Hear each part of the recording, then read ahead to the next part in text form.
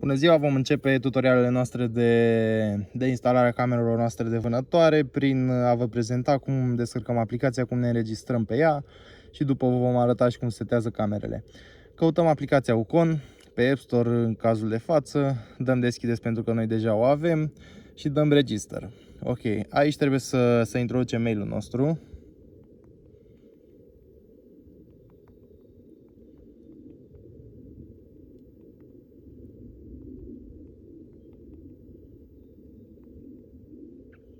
Ok, după ce am introdus mailul, trebuie să dăm că am citit și am acceptat termenii și condițiile, dăm register, ne va pune să punem o parolă, de preferat de la 1 până la 8, să nu uităm,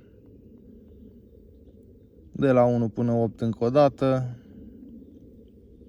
Ok, și trebuie să băgăm codul din dreapta, aici, J mare, W mic, 2, U mic.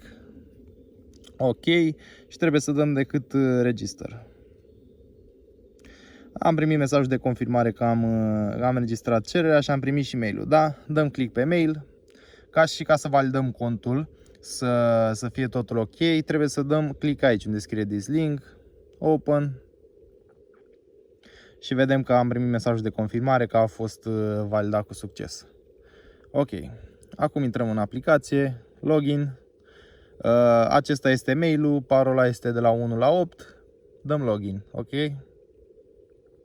Și aceasta este aplicația noastră, da? Ok?